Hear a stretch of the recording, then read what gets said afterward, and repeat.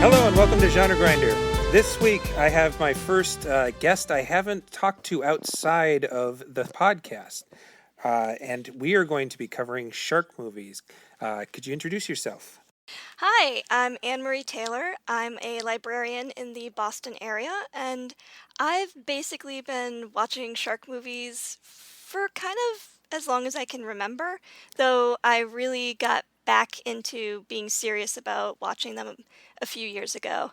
And we should specify that this is going to be about shark movies, but it's really going to be about bad shark movies. Yes, this is not Jaws, not talking about Jaws. Basically, Right. it's definitely going to be like I'm ready to talk about like the bad ones. Yeah. So as a genre, shark movie isn't like necessarily a genre. It's part of eco horror or killer animal movies. And that's a huge tent that like I could do 30 million podcasts about each. I could just do one about giant ant movies too for all. Yeah. But the thing about this one that's interesting to me is that it almost all these movies come out of Jaws. And the fact that Jaws was such a big hit. And there were movies with killer sharks before Jaws, but I did a lot of research and there's not a little movies that are specifically about killer sharks before Jaws. There are movies that happen to have a scene with a killer shark or something. So that's unusual for this kind of thing. It's not like we got a million killer grizzly bear movies out of one. Yeah, out of Grizzly, the movie Grizzly. Oh my God, there is one? Yeah, which is actually a ripoff of Jaws with a grizzly bear. Oh, dear. Okay. Well, and that's another funny thing about Jaws is that everything's a ripoff of Jaws. The movie Dante's Peak about the killer volcano is really a ripoff of Jaws. Wow, I would not have put two and two together. It's like the same basic. Well, and the fact that we're recording this from what they call it, self-isolation this week. Yes. And I've been seeing a lot of things, memes online about the various governors that aren't making people stay inside, and people just post pictures of the mayor from Jaws. So it's really part of the zeitgeist. The Jaws movie really is. Oh, absolutely. I do want to actually make one mention because I was looking at the history of like shark movies too. And there's one that I saw. It's not a shark movie per se. It's actually a documentary from 1971 called Blue Water, White Death. And it's got three of who I think are kind of like big celebrities in the shark research world, Ron and Valerie Taylor and Rodney Fox. And it was a documentary, so it doesn't really fall under our umbrella of this genre, but it really was, it's very interesting to watch that and to then go and say watch Jaws or any of these other movies, because the basic premise of the documentary is we know nothing about great white sharks. Yeah. We're going to go see if we can find some. We're going to talk to some people who've seen them. But we absolutely know pretty much nothing.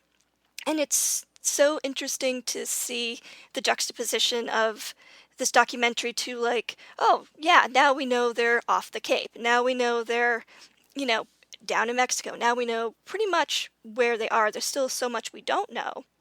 Mm-hmm. But it's really interesting to see, like, there was a time when we really knew just about nothing. And it is only 4 years before Jaws comes along. So. And the Taylors were actually, they were consultants on Jaws. Were they? I didn't know that. I don't know for sure. I'd have to look it up, but I believe that the couple scenes of stock footage they have was actually filmed by the Taylors. I don't remember if it was them, but it was a husband and wife team.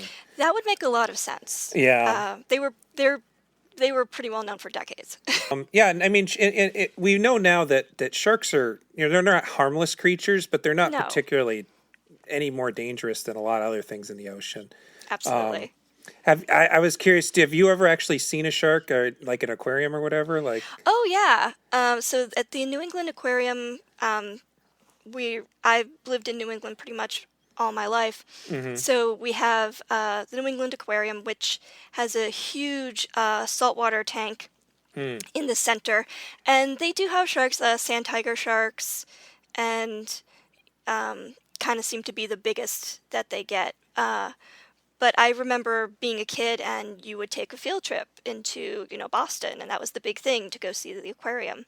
Mhm. And I would have my face plastered to the glass and I'd be like, okay, come on, shark, come on, shark.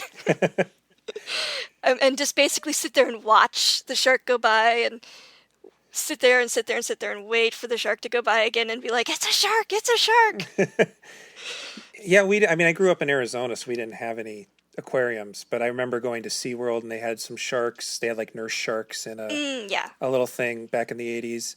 And then I moved to Minnesota, and the joke I always tell people is, guess what's in the basement of the Mall of America? And the answer is sharks. Is there an aquarium there? There's an aquarium in the basement of the Mall of America, and they have my quite God. a few sharks in the aquarium. Nice. So I've seen that. Yeah, they have one of those tubes you can walk through, and you're surrounded. They don't have particularly big ones. And then Sure. my mom lives in Maui, and they have a small aquarium there. And the last time I Sure. was there several years ago, they had a pregnant hammerhead Oh, wow. who was bullying all the other hammerheads because she didn't want the babies near her. And it's funny that part of the reason I say this is it's funny because the guy who was there to talk to us was actually from Boston and had the thickest Boston accent I had heard in my Oh, life. sure. So talking about shacks, it was great. Oh, It was God, really yeah. fun. I grew up outside of Boston. I can't do a Boston accent. Yeah, you don't I'm have- not even going to try. Yeah, I suppose listeners might be disappointed that I don't have the Midwestern accent and you don't have the Boston accent. Yeah, well, I got kind of the Worcester accent. Yeah. But it's not the Boston one. Yeah, I have the Arizona accent, which is just a nothing accent. We're going to start at kind of my area expertise, which is Italian ripoffs of American films. And so the Jaws ripoff subgenre, the Italian Jaws ripoff subgenre, is really owned by Enzo Castellari, who he did the original Inglourious Bastards, which he's more of an action guy, but he did lots of horror movies. He was always a solid workman-like director. And he made 2 movies in a row, one called The Shark Hunter in 1979, and then the one we're going to talk about, The Last Shark, L'ultimo yes. squalo, 1981. It was known as Great White here in the States, and it was famous for being pulled from theaters because Universal sued the distributor because of it's basically just Jaws. It is. Oh, little Caroline, I'm feeling so lonely. I see you as the sun is going down. Port Harbor is a quiet, peaceful summer resort.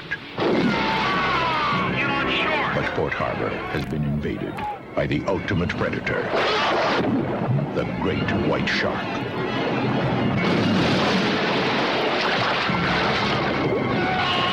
I've hunted shark all over the world. I've never seen anything like it my whole life.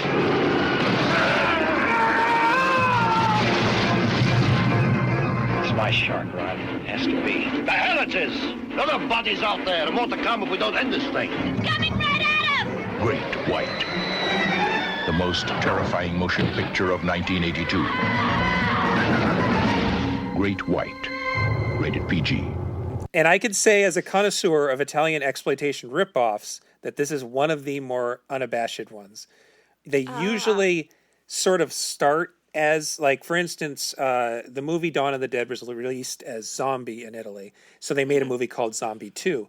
And Zombie 2 really only has in common with Dawn of the Dead zombies that eat people. That's pretty much all it has in common. They just use the title to trick people. In this case, they just sort of transposed the whole movie and didn't have any of the money. And also, it's interesting, this one's sort of a ripoff of both Jaws and Jaws 2, the official movie Jaws 2. Yeah, that would make, like, I was wondering, like, wow, 1981, that's kind of a lag time between 1975 to then to kind of make a Jaws ripoff. But if they waited till Jaws 2 came out, and then we're like, okay, we have enough, that Yeah. would make a lot more sense. Yeah, and it's still weird because, I'll go back to Zombie 2. Zombie 2 came out almost the same year as as Dawn of the Dead. Like, they were usually on the ball with that kind of stuff. They just took, maybe it might have just been the fact that it's hard to shoot on the water and they couldn't figure out a way to do it cheaply. The thing that this movie does that I liked was the one thing it does differently is that it's so aggressively 80s that it kind of feels like a Very. juicy fruit gum commercial. Yes, I could so see that. And I don't know how many listeners are old enough to remember the old Juicy Fruit, like pre-X Games kind of commercials, and they'd always curl the gum into their mouths and smile at each other in slow motion after doing some sort of crazy stunt on a surfboard. Oh yes, yes, and I firmly, after watching all of the movies we're going to talk about and the others I've seen, I've firmly come to the conclusion that the use of real shark footage is probably more common the lower your budget is. Yeah, for sure. Versus when you have a budget. Yeah, exactly. I mean, and the funny thing is that almost all that nature footage that they had back in the day was shot on 16 or 8 millimeter. Yes. So it never matches. It never. No, oh my looks right. gosh. The lighting, I was like, okay, it's light for the shark. It's dark in the cave. Oh, that's great. Yeah. And it's super grainy, like you can tell immediately. Yes. Yeah, it's very much like I appreciate that you attempted to get footage of a real shark. Yeah. That is where the appreciation ends. Yeah. And I do have to say, the mechanical shark in this movie isn't terrible. No, it's really not. It's really not. I don't think it does a lot, but it doesn't look terrible. And when it comes out of the water, you can't see what contraption's making it come out of the water. True. If it was a scarier movie, the shark would have been just fine, I think. Yeah. Also, the fact that it looked like a big fiberglass hull shark. Yeah. Where it was like, okay, the mouth doesn't really open and close, but it looks like a shark. That is big bonus points. Yeah, exactly. Yeah, I don't think I remember the mouth ever opening and closing. And then I made a note to myself that so the basic storyline is Jaws verbatim. The big change they make is that instead of it just being like a beach gathering, there's a windsurfing competition that they don't want to shut down. Yes.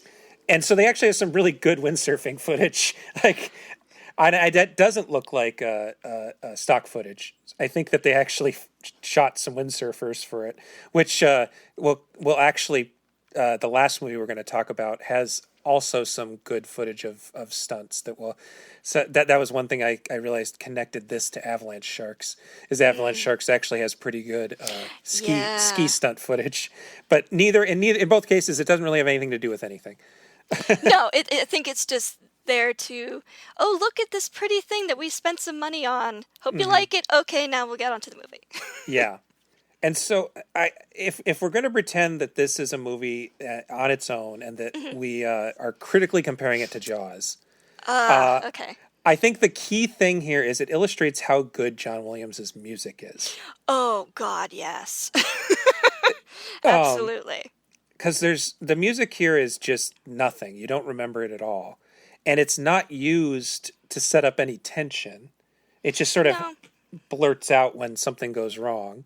It's funny because Castellari made some decent horror movies, but there's just no suspense in this entire film. Yeah, no, it unlike Jaws where it's like that dun dun heralds the fact that we're gonna get some action. Yeah. It's really just like, okay, there's some music and maybe the shark shows up, or maybe it's just because we think we're cool. What was the guy in the singing booth for the vote for William Wells, and then they put a coin or something in, all of a sudden there is a Bob Dylan-esque man with a hat and everything and guitar singing some kind of folk song. And he's kind of dressed like Uncle Sam. Yeah. That's actually a fun thing about Italian ripoffs is they try so hard to make it look like they're being shot in America that they kind of overcompensate by dressing someone like Uncle Sam. Oh, really? Yeah, that kind of thing happens a lot. There's one kind of slasher movie that I actually talked about in one of the other podcasts where while all the killing's going on, the Super Bowl's happening. Wow. but it's still very clearly shot in Italian stucco, and to watch the Super Bowl, they're actually eating big spaghetti dinners. And Oh my gosh. I don't know. Maybe that was like a guy who was actually on the beach. Like maybe there's a guy in Italy who walks around in a little tin looking box dressed like Uncle Sam who sings folk music. Maybe it was just so odd to go from this like beachy kind of like, okay, you're trying to have kind of that surferish music to like, and we have Bob Dylan. It's like, Yeah. okay. Maybe they're trying to sell albums off the back of this one. I don't. I actually found the soundtrack, and it's just the generic kind of background music. It's not. It doesn't have that particular Oh, song. jeez. Yeah, the lack of suspense is kind of the part that the so bad it's good part of this movie is there's one scene where a girl announces that she's going for a swim, and she walks into the water in slow motion. Yes, for no reason. All of a sudden, it's like, let us follow you with the camera as you run into the water for slow motion for no reason, but just that we're trying to set up some form of tension in some way. Yeah, and she and her friends play in the water a little bit, Yep. and then they just leave the water without any incident. Yeah. Like the shark just doesn't appear, but they wanted us to think that it could. Right. But yeah, it's sort of baffling. And again, I'm going to keep saying this, but Castellari isn't a bad filmmaker, so it's really strange that he made such awful decisions here. Yeah. No, he really did. I think the worst part for me actually was the part where Peter Benton's talking to his comatose daughter, and he's like trying to tell her, "Oh, you're going to be fine. Everything's going to be fine. I remember this time you fell off a bike and you got back on." I was like, "What is this? Yeah. Why is this in here? You don't need this." And then there's a example of Italian filmmakers doing one thing well but another thing badly is that the underwater stuff with the scuba suits is technically well done, and the stunts are actually pretty good for the time. Okay. But they clad one of the characters in an orange scuba suit, Yeah. and he's not always wearing the same orange scuba suit. I didn't even notice that. One of the stuntmen is wearing a black one, so sometimes it will be an orange and a blue, and sometimes it will be two black ones. And if they would have just put him in a black scuba suit, we would have never noticed that. There could be no way to even pick up on that. Yeah, I thought it was really odd that it's like, okay, we're going to put you in this seriously bright suit. Yeah. Like, seriously bright. It's like, most scuba suits aren't typically like that. And wasn't the thinking back in the 80s and 90s that great whites were actually attracted to bright colors? Yes. I don't know if that's the truth, but It's not actually true. Yeah. But that was the thinking back then, is that bright colors were an attractant. yeah. So that even makes it even more odd to me. Yeah. That you're like, here, we're going to set you up as a possible floating dinner option. Yeah, exactly.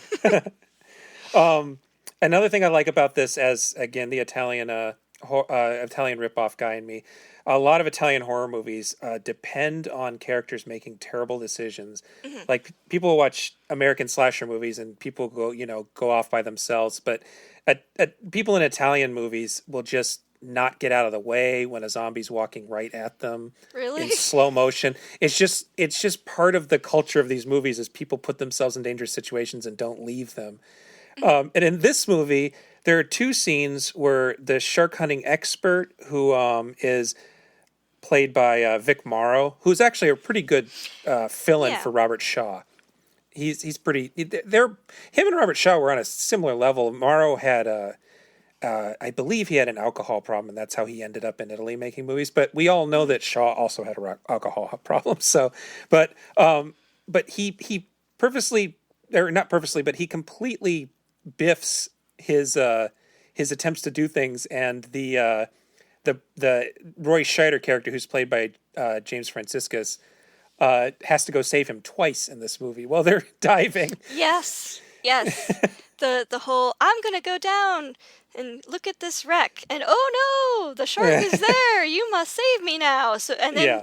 Peter Benton, I guess is the character's name, Yeah. does a flip into the water. I'm like, that's Yeah. not how you enter the water when you're scuba Yeah. diving, but whatever works for you, I guess. Yeah. It's just a little extra flair for the fun of Yeah. it. Yeah, I should say that the Franciscus and Morrow are both actually pretty good and bring a lot to it. But they're always decent actors. They were guys who made a lot of movies in Italy around this time. And I should say that, unfortunately, Vic Morrow is most famous these days for having died on the set of the Twilight Zone movie. Oh. Unfortunately, that's the thing most people remember Morrow for. And I have to admit that when I was like, oh, is that Vic Morrow? Oh, and then that was the first thing that popped into my head was... He did not have many years left to live. This was like, what, 81? I think the Twilight Zone movie was 85. So, yeah. So that part's a bummer. As as their Franciscus is Peter Benton, and our AKA Jaws' Brody. Yeah. And Ron Hamer is I'm forgetting his name in the movie, but AKA Quint. They're actually pretty good. Yeah. Which you actually don't usually get good acting Yeah. in these kind of shark movies. And that is one advantage that Italian ripoffs from this era would have, is that they would spend the money to get an American actor or a British actor in there. They're all dubbed. They always shot these movies without sound, but this is one of those great cases where Franciscus and Morrow actually dubbed themselves in post, so it works. I was not able to tell, at all so for them. it was pretty good. I should say I sort of listed out what Castellari. He's known as a journeyman, so he made two really great spaghetti westerns. One, Johnny Hamlet, which is just Hamlet in the West, and then one called Keoma, which also stars Franco Nero, which is almost musical spaghetti western. It's a very strange, really cool movie. A musical spaghetti western. Yeah, so we'll have the characters won't sing themselves, but there is a chorus that sings between scenes about what they're doing. Interesting. Yeah, it's a cool movie. And then again, he did Inglourious Basterds. He was really good at the sort of Dirty Dozen ripoff movies with lots of action. He was good at making shit blow up on a little bit of action. He did a really great Escape from New York ripoff called 1990, The Bronx Warriors. It's probably the best of the Italian, post-apocalyptic movies. And so I think that this was a case of him just sort of not giving a shit. Well, I have to say, and I literally wrote this down because I was like, okay, this is one of those things that I have to make a comment on. After our first victim, Mike, gets chomped off of his windsurfing board, when our Quint character pulls the piece of windsurfing board out of the water, it looked like it had been attacked by a rabid porcupine. It's like, that is not how shark teeth work. It's like they gave it to a prop guy and said, make this look like a shark bit it, and he sort of just went at it with a big screwdriver or something. Yeah, I was like, this is wrong. They could have just used the jigsaw, or yeah. Literally. But and also I have to say I'm a little disappointed by the lack of gore. It's sort of violent. I noticed that too. It is the most bloodless shark movie I've ever seen. And the Italians were really big on gore at the time, so I don't know if they were trying to sell it in America and knew that Jaws had a PG, so that they shouldn't go full R. I don't know if that was their reasoning. Maybe. I honestly, my thought was, well, they probably didn't have the budget for fresh meat, so I wonder if they just went and bought a bunch of meat that didn't bleed. Yeah. Well, that was the thing, is that the Italian gore movies were like famous for cutting corners by just using actual animal guts and stuff like that. So they're especially revolting. Even when they're not convincing, the effects are always super gross. So I was at least looking, maybe it's just that they're in the water. Maybe they were told they weren't allowed to drop stuff in the water. Maybe it was a private beach. It was just so weird. And I was like, okay, so we don't actually get blood in the water until, and I'm not giving spoilers away, until the we can spoil things. Yeah, I'm not until gonna the worry mayor gets chomped in half. Yes. And that is the first time you actually see blood in the water, and it's not even a ton, it's just a little bit. So I was just like, okay, well, it took us most of the movie, but woohoo, bloody death. So yeah, I mean, I guess ultimately, if we want to wrap this one up, it's sort of boring. Yeah. The thing that blew my mind the most is that it said it was in theaters in America in 1982, and that's when it was forced to be pulled. I within my own lifetime, there was a time you could go to a movie theater and pay actual money to see this movie, having only seen the poster, which is a cool poster of a shark coming up under a lady on a floating thing. Like, Yes. I just imagine being some dude walking in off the street and paying my, I don't know, $2 to go see this movie and being like, is this just Jaws? This is the same plot as Jaws. The mayor's even wearing the same suit coat that the mayor in Jaws wore, the really ugly plaid thing. Oh my God, he is. He really is. Wow. Yeah. But didn't it make like 18 million or something? Oh, it yeah, it actually did. made money. I'm sure that they did a great job selling it as an actual sequel in some markets. And back in those days, you would kind of unveil. You wouldn't just release wide in America. You would release in cities. So word of mouth didn't get around that it was not good, probably. Unlike today, when you go to the internet and it just automatically, there are 50 million opinions about something. Yeah. And the Wikipedia has the entire plot within minutes. Yeah. Tis true. Tis true. So I wrote a note. The other Italian shark movies that I've seen would be Lamberto Bava's Devilfish, which has a really cool soundtrack by Fabio Frizzi. If people want to check out the soundtrack instead of the movie. Oh. To Nino Risci's Night of the Sharks from 1989, Rafael Donato's Deep Blood in 1990, and Bruno Mattei's Cruel Jaws in 1995. Jaws. Wow. Which is legally unavailable because they actually just took footage from Jaws movies. Oh, they didn't even try. Nope. Wow. Yeah, and so Mattei is he's pretty notorious. He's co-conspirator with Claudio Fagrasso, who did Troll 2. Most people know Troll 2, the horrible movie Troll 2. That was it. It's the Troll 2 of Italian shark movies. Wow. So, yeah, any last thoughts on The Last Shark?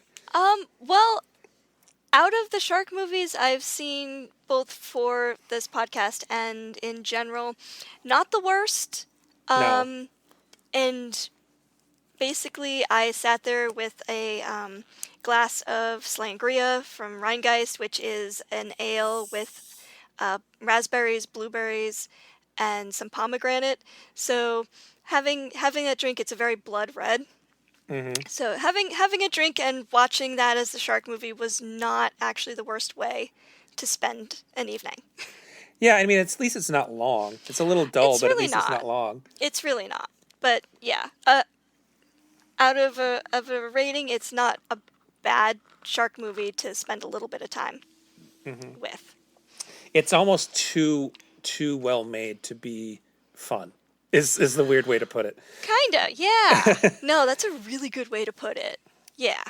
It's not quite campy enough. Yeah, because they were trying to be serious. So then we'll move on to one of my all-time favorite terrible big budget studio movies, Jaws 3D. Ah, yes. A creature alive today has survived millions of years of evolution. It lives to kill, a mindless eating machine that will attack and devour anything. One terrified you like nothing you have ever experienced when it captured your imagination and tapped your fear like no movie before it. Then, just when you thought it was safe to go back in the water, two continued the legend and spread the fear. Next summer, nature's most terrifying creature takes on an all-new dimension in an all-new adventure. And for the first time, the terror of Jaws will not stop at the edge of the screen.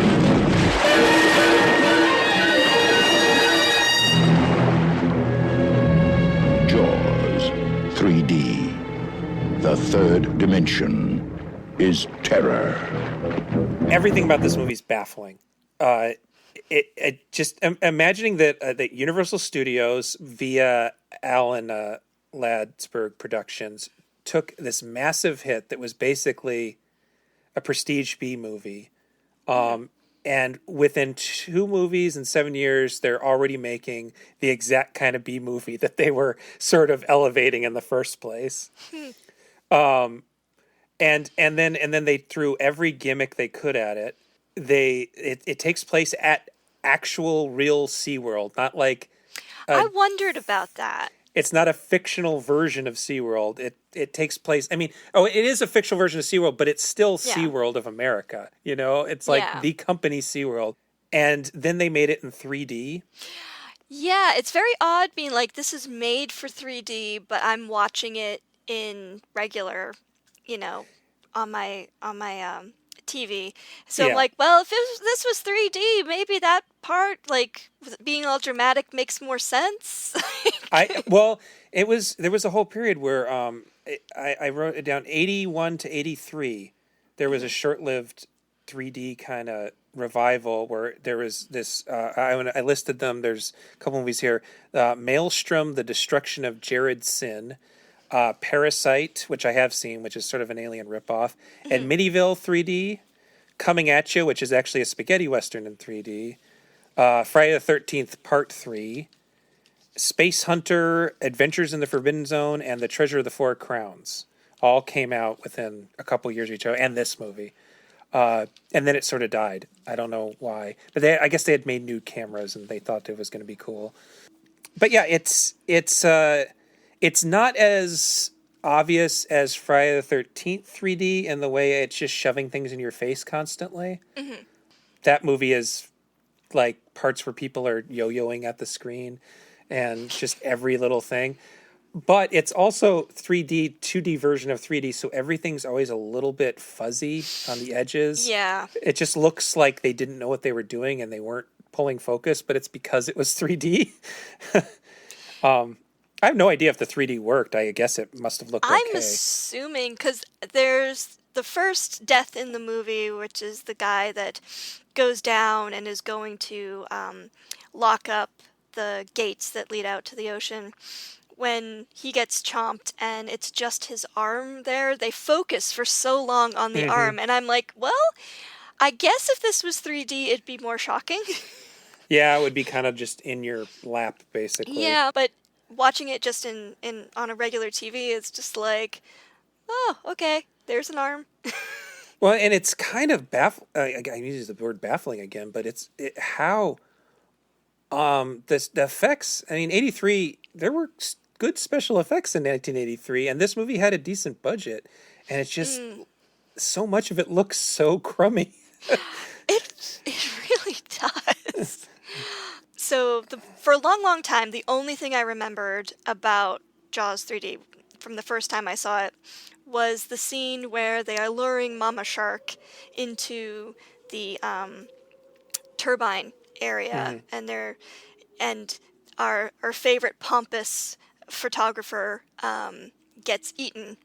And I'm just like, yeah, I remember this. I remember it being very slow and very kind of like, oh, they're just gonna chomp him. Okay, cool.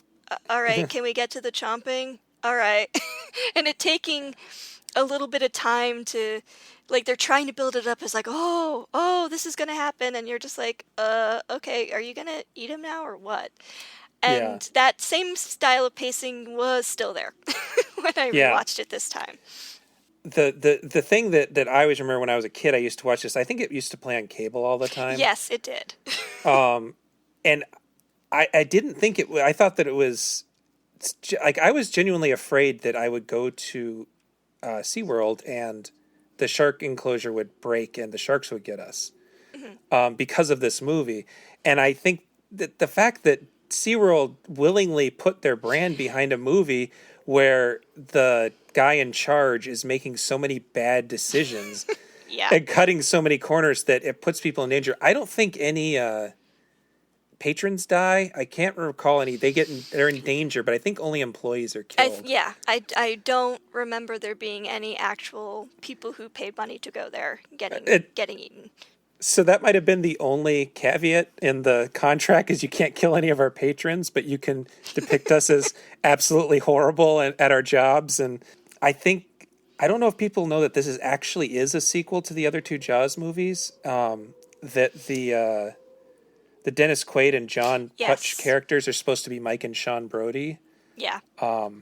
Somehow they lost their New England accents. And Sorry, go they ahead. grew Southern ones. Yeah, I noticed that. I was like, wait, okay, so you're supposed to be Brody's kids. But also, like, I was surprised when I watched it to be like, oh, that's Leah Thompson. Oh, Yes. it's Dennis Quaid. Yep. Oh, wow, Lou Gossett Jr. They actually had pretty big names. Maybe they weren't so big back then. Gossett Jr. was a pretty big name. I was going to say, I think I remembered him being a pretty active around then, but Quaid was on the rise. I don't think Leah Thompson was famous yet, but yeah, Quaid was definitely on the rise. I believe he would have been in The Right Stuff the next or 2 years after that, maybe, or maybe it was that year. It might have been the same year. But they're also way older than they should be. Like, kind of, yeah. This has got to take place in the future. It doesn't seem like, that there's a ton of time, enough to have aged them that quickly, yeah. Christine just said Leah Thompson. Yeah, she would be in Back to the Future in 2 years. So yeah, she wasn't quite a star yet, but she was about to be. So I think they got lucky with Quaid and Thompson, I'm gonna guess. I'm gonna guess they did. Thompson isn't even the female lead. No, she's not. And it actually, the female lead is Bess Armstrong, and I think it's funny because I think Bess Armstrong looks like a young Lorraine Gary, who plays Dennis Quaid's mom. I think that he ended up with a woman who looks just like his mom. I thought that was kind of, probably not on purpose, but a funny accident. No, that's a good point.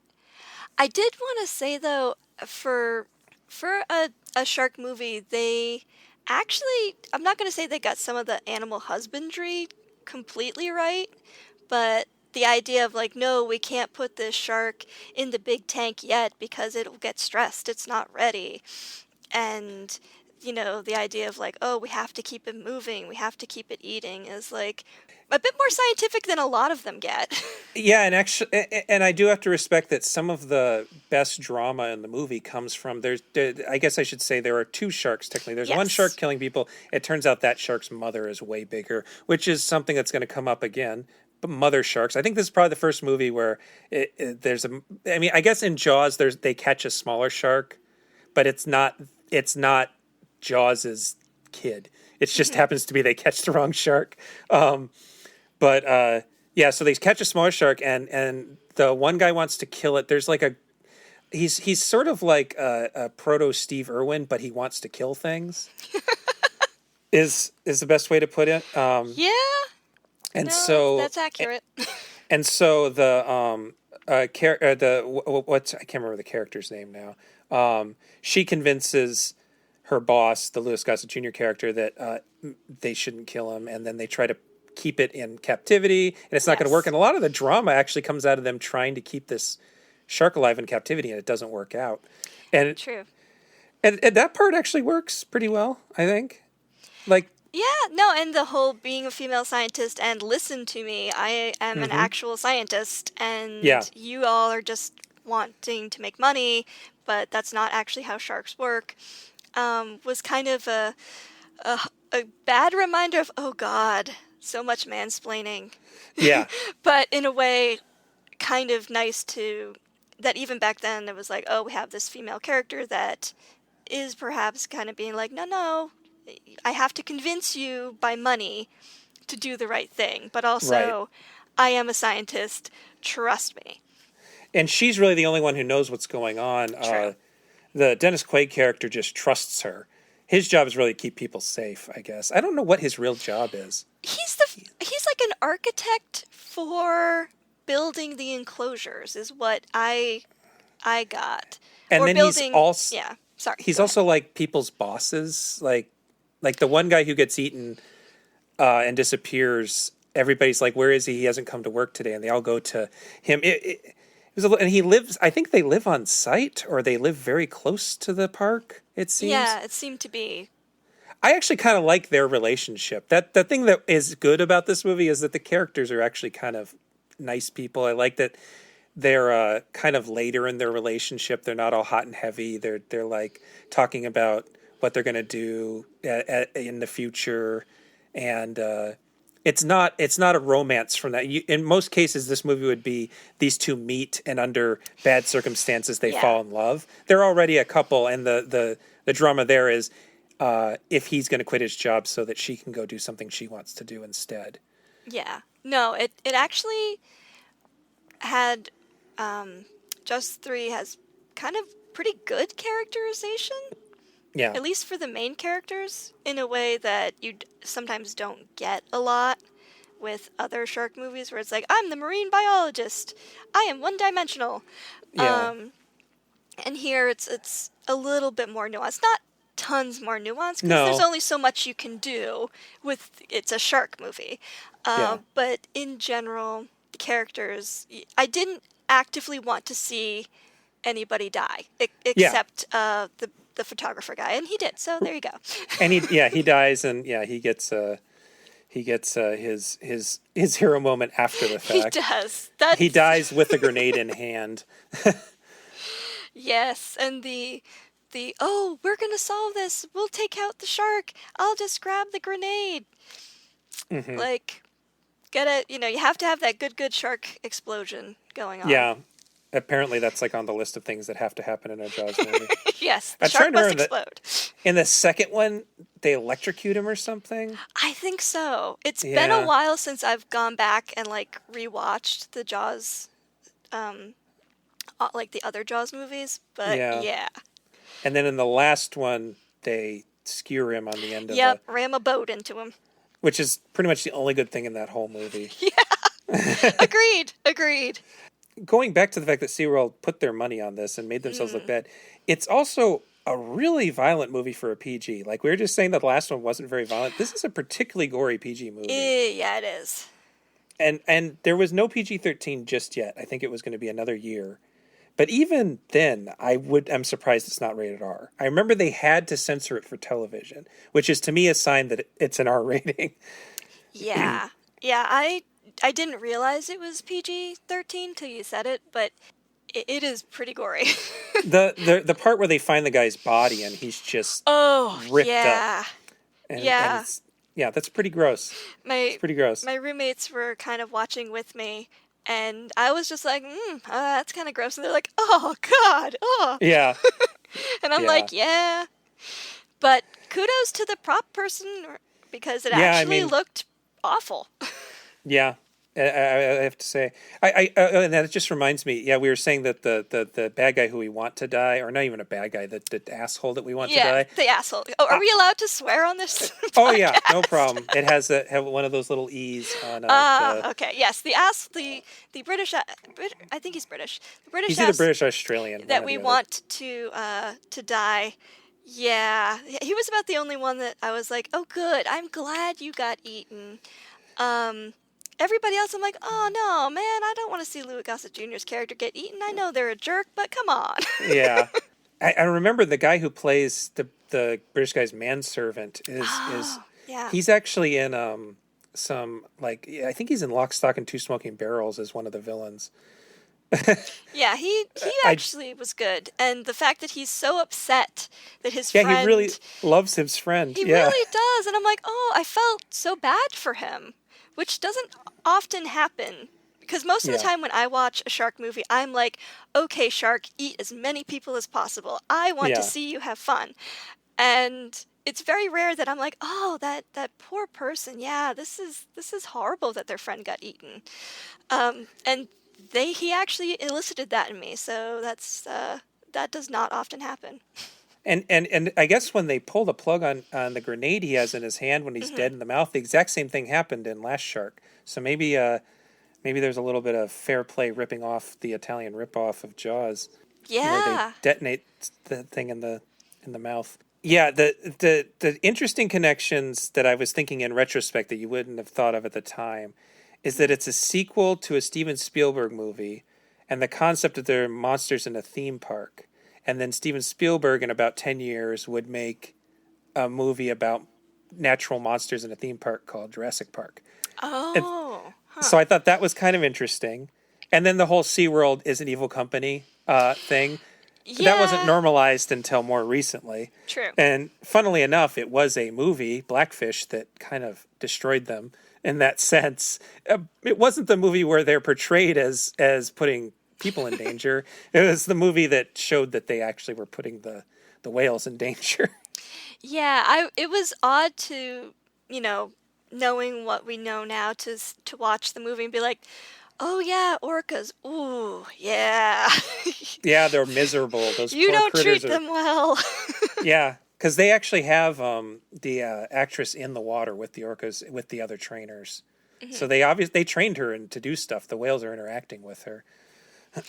Yeah, I feel, and I don't know the backstory, but I feel like SeaWorld was like, oh, we can put our brand on a Jaws movie. This will be great. This will get us tons of money. And I'm not sure if they ended up getting the money they thought they were going to get. Yeah, I mean, and all the SeaWorld stuff is very specific, not just the logos and the whole use of Shamu, but there's scenes where you can see them, the strollers that you rent. I remember those strollers that look like dolphins. I totally missed that. Yeah, you can see them in some shot. Oh, speaking of dolphins, I should mention this movie also has hero dolphins. It does have hero dolphins, and the dolphins make it out alive, which is a good thing that you don't always get. Yeah, the climax of the movie, the release isn't that they blow up the shark and the two humans survive, but it's that both the dolphins survive. Yes, both The last bit of suspense is, oh no, are both dolphins alive? Yes, and then one dolphin pops up and you're like, oh no, it got the second dolphin, and then the second dolphin pops up and everything is joyous and wonderful and the movie ends. I think it's the dolphins jumping up against the sunset, if I'm remembering correctly. Yeah, it's like the classic Breakfast Club fist in the air last frame, but it's dolphins jumping instead. Because the humans survived and the dolphins survived, and isn't that wonderful and glorious? I also looked into it, and as of this recording, one of those dolphins is still alive. Wow. He is over 50 years old. That's amazing. Yeah, I don't know where he's housed these days, but yeah, he's still alive. So that was nice. That dolphins seem happier than orcas, at least. Yes. Yeah. Oh, one thing I did want to bring up, because I went down the rabbit hole of looking into it, is the whole idea of being able to keep a great white shark in captivity. Mm-hmm.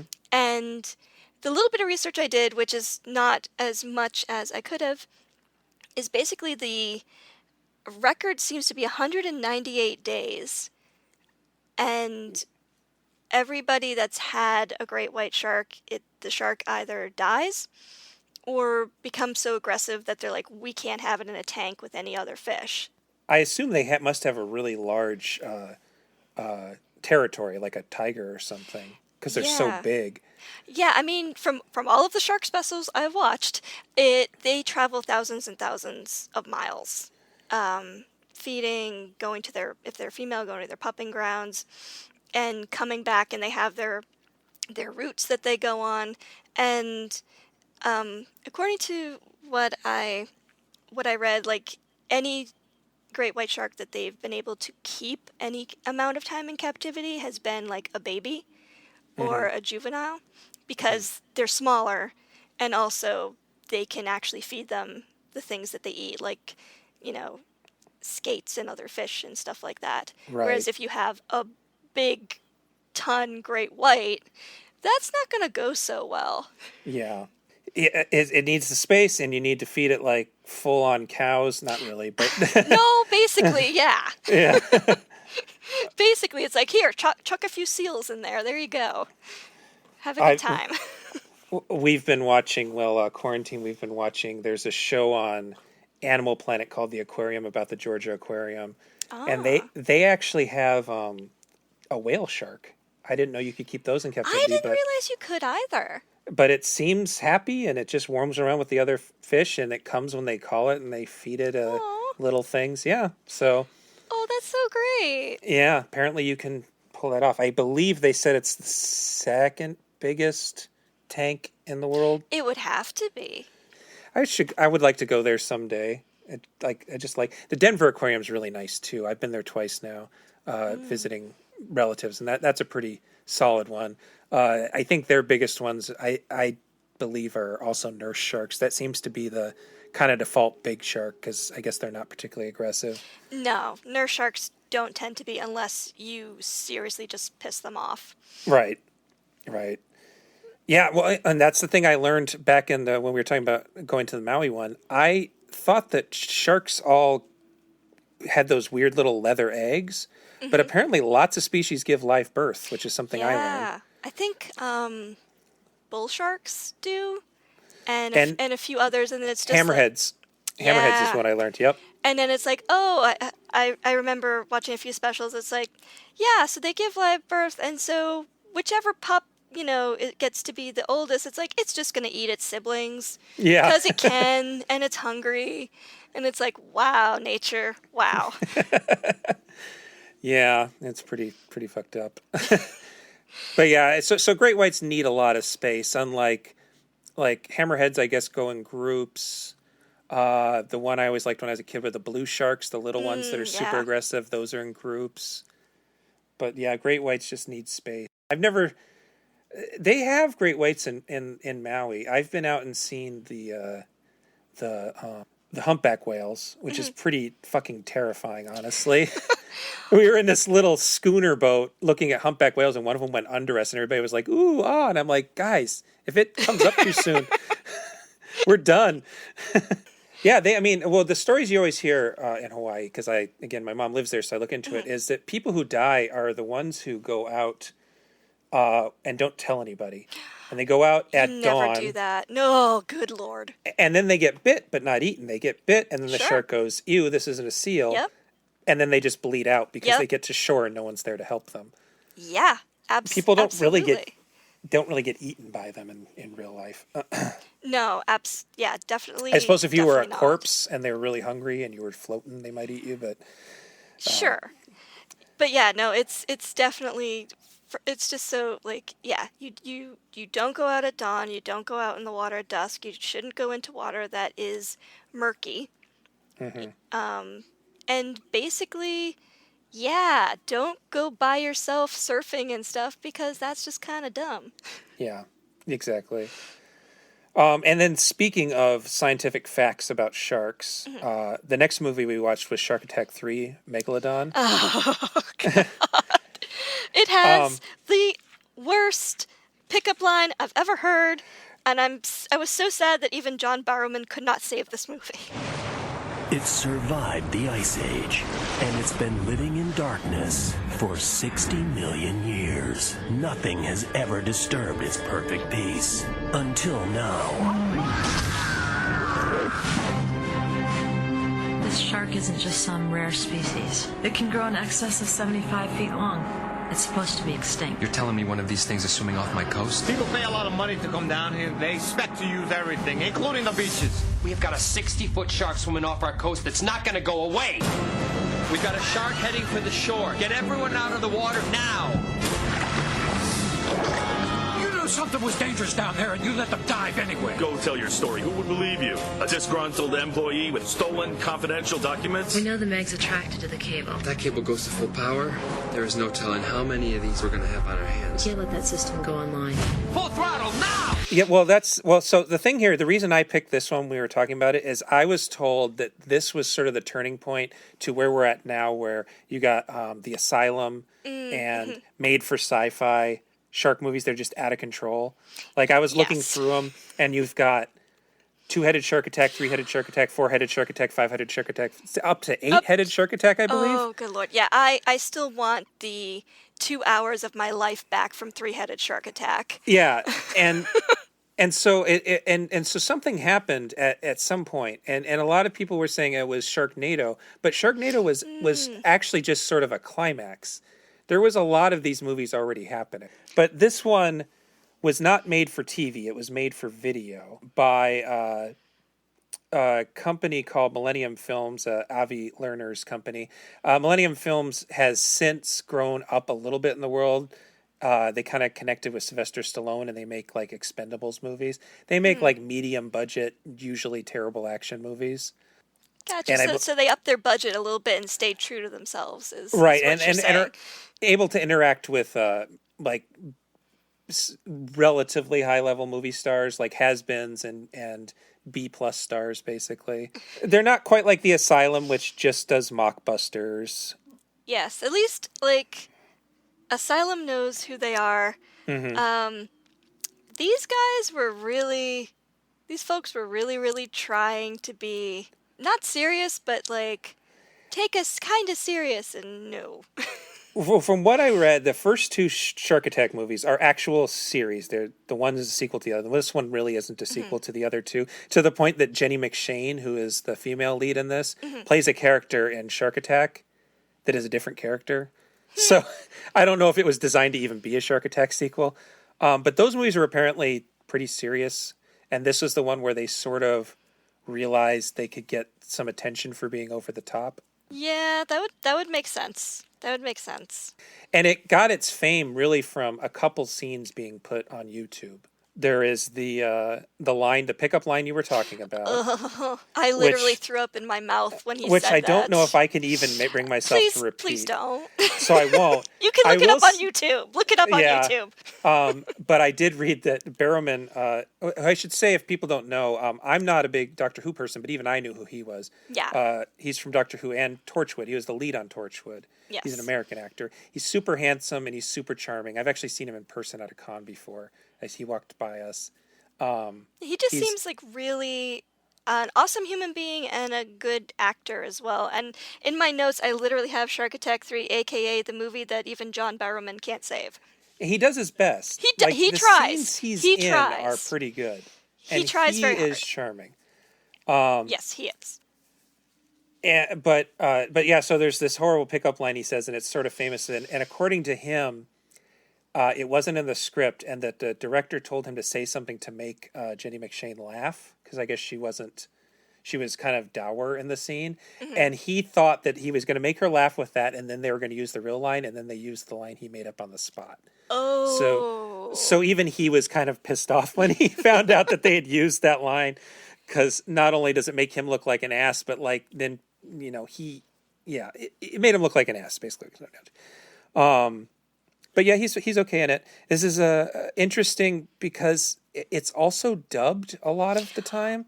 Yes, I noticed that too. I was like, why are the words and the mouths not syncing up on these people? The only thing I could think of is it's filmed in Mexico, that they probably had actors speaking and they thought their accents were too thick. Or the other option is they messed up their sound. They just didn't know what they were doing and fucked up their sound, and they had to redo it all.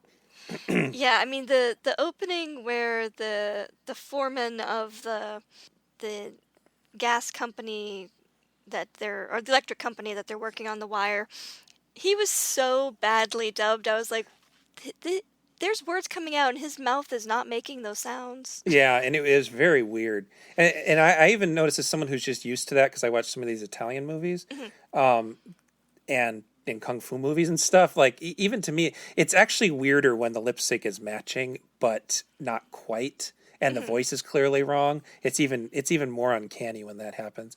But Barrowman seems to be speaking his own lines. It's at least his voice. And Ryan Cutrona, I think is how you say his name. He's the only other recognizable actor. He's sort of this all-purpose tough guy. Like he's like a hacker, but also a former military guy. Yeah, I loved the pictures of George W. Bush Jr. and Dick Cheney Yeah. right by his computer desk. Yep, they're framed on the wall behind Yep. him. He has both the current president and vice president. This would have been shot just after 9/11, probably, if it came out in 2002. So I don't know. I think it was a joke, but it might not have been a joke. It might have been like the genuine appreciation because people were still on that high of we're going to avenge 9/11 or whatever. Yeah. So who knows? But like, I don't know what his exact job is in the film. He seems to be a security guy. Yeah, so he seems to be part of the submarine piloting. He seems to be going up in helicopters, and he seems to be partly working for the Apex telecom company, Right. but also working for the resort. It's very not clear. He's just sort of the all-purpose tough army guy who can do everything that John Barrowman can't do. He's pretty funny in it. I enjoyed him. He's just that gruff tough guy thing. It works. Yeah, it's true, and he's just like, I can get munitions off the black market. Oh, here, let me show you the missile I will give you to Yeah, exactly. to end this shark. I'm like, you're actually pretty cool, Grandpa. So Yeah, I think that they improvised a lot of the dialogue here to the point where there are so many skeevy pickup lines and stuff that it feels like a porno with where the sex never happens. Like, yeah, so many scenes feel like they're setups for sex scenes, and then they'll just. It won't even be like a shark attack between. It will be like be a setup for a sex scene, and then instead it will be a scene where they explain pseudoscience behind how there can be a megalodon existing. Yeah, no, definitely. And then when we finally get the tacked on sex scene, it's just horrible. Yeah, well, a lot of the movie is so weirdly edited. Oh, yes. And so one of the things that I literally wrote down, there were two things that I was like, what is this? Why is this in here? And one is where there's a couple that end up falling over as they're making out, falling over a water slide and going out, getting dumped into the ocean and then getting eaten immediately. And Right. the next shot is literally this woman pulling off a clown mask and just looking. And I'm like, oh, we're gonna see her later. There's something to do with this. No, you never see her again. It's a total slasher movie move where like that would be they would murder and then she'd reveal and we would go, oh, it was her the whole time. But it has nothing to do with anything. And the whole setup for that scene is super bizarre. There's like this high concept all women punk band playing at a resort. Yep, and don't forget they've got like these metal bras and like these spiky leather outfits these going on. Mad Max outfits, and they're playing this sort of it's like high concept punk rock. Mm-hmm. But it's not really a punk rock concert. There's like people, elderly people of all ages. It's just a concert at the resort. There's like people handing out Mai Tais to this weird music. It's true. It's so true. And then it's this couple hop a fence, and then now they're going down the water slide, and as this punk band is playing, and they're making out, and isn't this so cool? And isn't this so much action? Yeah. And then they, of course, fall into the water and immediately get eaten, and it's like, okay, what was the point?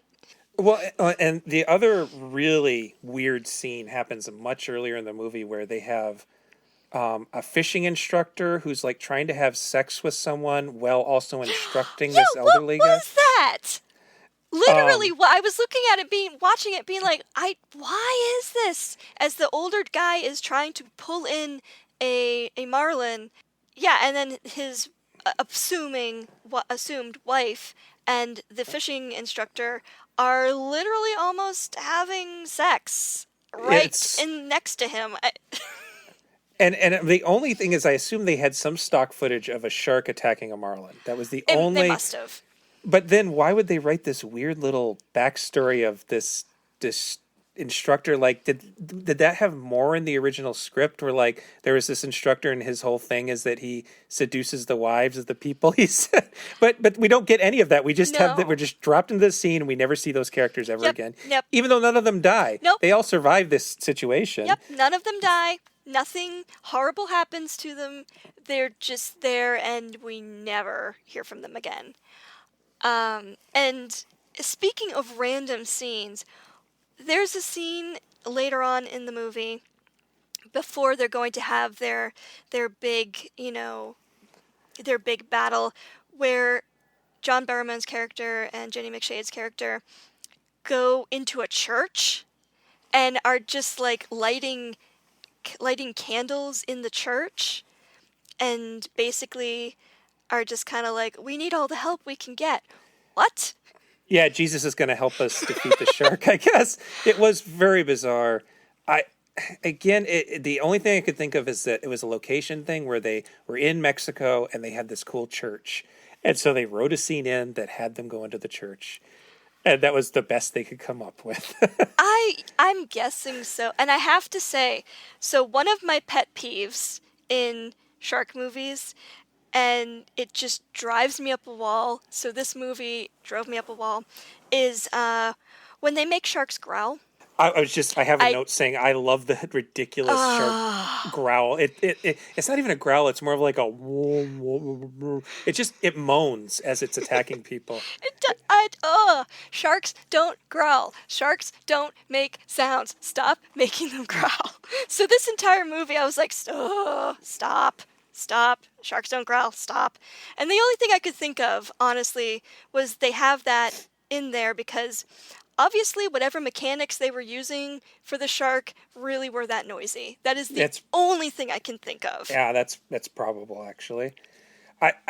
The thing that disappointed me about this movie is I knew it wasn't going to be good, but was that the majority of the movie is actually the baby Megalodon, which is a ridiculous premise. If you're going to have a movie about a Megalodon, have a Megalodon. Don't have a baby Megalodon that's just the size of a great white shark. Have it be a great white shark, and then they go, oh shit, this isn't actually a great white shark. Oh no, because it's supposed to be a surprise when then the mama shows up. Which we almost, I almost had us watch Deep Blue Sea until I kind of realized that that's actually kind of a good movie because it knows what it is. It's my favorite shark movie ever. It knows what it is. It's a good balance of comedy and action kind of stuff. I think that movie came out in '99. Yes. I think that they were trying to do their version of the scene in that movie where Sam Jackson gives this really rousing speech and then is suddenly eaten. Yes. They're doing a version where they think they've killed the shark and then the giant maw of the mom shark eats the guy's sidekick. Yes. But it has none of the shock value of that. No, I mean, let's give them props for using actual footage of great white sharks in a way that is obvious. It is footage of a great white shark, though. Was it Photoshop or what were they doing? It was with some the sort of mama compositing. Shark? It was some sort of compositing. So they didn't make a digital shark. 2002, there's no way a cheap movie can make. But they had enough digital stuff that they could composite things over its mouth. So yeah, it was like the base level 2D. So it was like, I don't know what the programs are called, but it was basically Photoshop for video. That's what I kind of thought, and I was just like, wow. It's actually really enjoyable. It's more enjoyable than later movies where you have terrible CG. I'm not against CG by any means. I'm not one of those people. But there's a certain thing about if you don't have the budget for the CG, just don't do it, kind of thing. I agree. Like I'd rather you had a bad puppet, or in this case, a bad composite, where it's funny every time something goes into the shark's mouth. It's very clearly slow motion stock footage, high resolution this time. Yes. I should say it matches the rest of the footage, but something will just go into its mouth and there'll be like bad shading around the edge. Yeah, and then you're just like, okay, and they're trying to make the shark move in a way that makes it look like it's eating the say the boat or whatever, and you're just like, you're just trying to get it down his gullet. That's not. Yeah. No, this does not work. It's sort of just swallowing things left and right. Yeah. But that is the best part of the movie. And ultimately, just go to YouTube instead of watching the whole movie. Oh, seriously. Because there are very funny... The one scene I had already seen is there's a part... I don't remember what his thing is. He's some sort of either local politician or crime boss. I'm not exactly sure what his... Or if he runs the I don't know what his thing is. And he's got like a trophy wife. And he runs it's the guy that runs the resort and has the runs the trophy resort. Girlfriend or something. And can we just talk about, for a second, the head of Apex Communication? He must have been reading cue cards that entire time. That is some of the most wooden acting I have ever seen. Maybe he was like the director's dad or something. Yeah, I don't understand. Like, the scene where they're on this magnificent yacht and he's introducing that Apex Communications is going to be the best in the world and we're going to get this thing on. I'm like, you're not looking at even people. You're reading this off a cue card and you're not doing so well. Yeah. Oh, I guess I should say the basic idea of the plot is that there's fiber optics on the ocean floor that are attracting sharks, and that's brought a megalodon out of a deep sea trench. That's the science behind it. And I never actually saw The Meg, the movie, or read Steve Allen's 1997 book, but I did read reviews on this when it first came out. I read some of the older reviews, and almost all of them accused it of directly ripping off the Meg, the book. So I suppose that the Meg also has something to do with underwater electronics. That's the only thing I can think of. Yeah, I mean, I saw the movie The Meg, and that was, and we're talking about the one that came out a few years ago, right? Yeah, with Jason Statham. Yeah. I thought that was a fun movie, but yes, it also does talk about but it talks more about, I think, geothermal trenches than it does electronics. So maybe the book has something else going on. I think that she mentions something about scientists believe that they could have survived in deep sea trenches, and that was like the only bit we really get. Yeah. In that way that it does kind of correspond to the Meg. But I have not read the book, so. Yeah, I just know that was something that was in production for forever. They were trying to make a movie out of that, but I never did see the movie or watch the book. Jesus Christ, the movie's fun. It's fun. I imagine. It's a fun shark movie.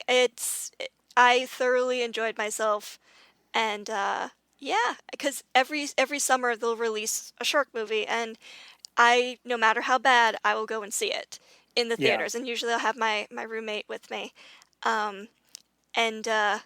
I've seen some really awesome ones, and there have been. Last year was a bad one. Was that the what was that one called? 47 meters down, uncaged. Horrible.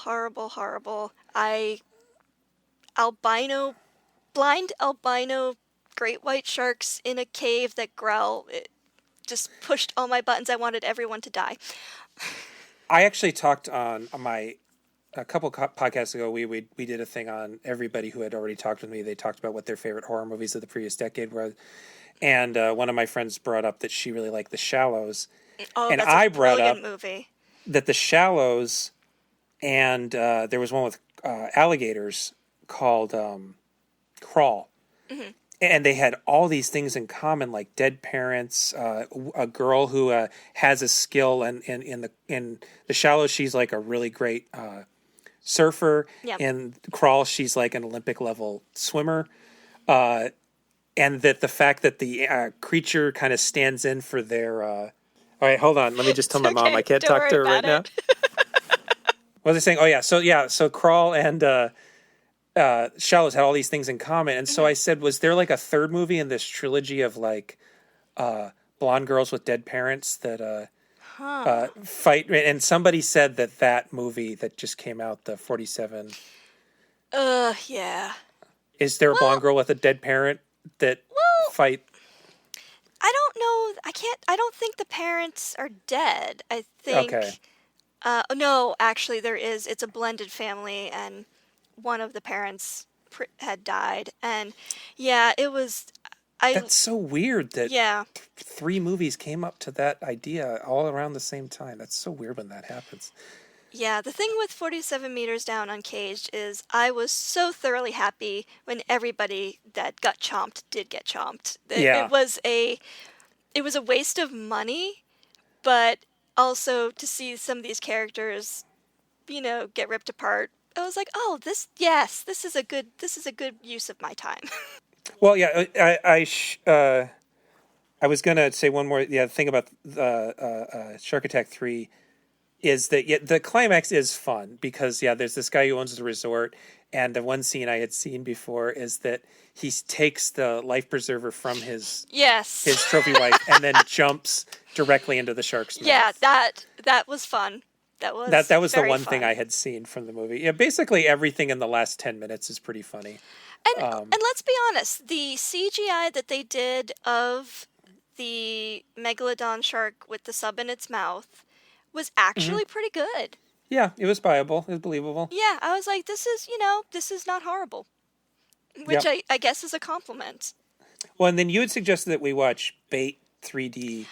And I said I decided it was too good because I had actually seen that movie, and that is a pretty fun. It's Australian. Yes. And the idea behind that one is that there's a tsunami, I believe. Yes, there's a tsunami, and it basically floods a grocery store, putting it underwater, and 2 great white sharks get swept into the grocery store, and it then becomes a race for survival for the people who are left.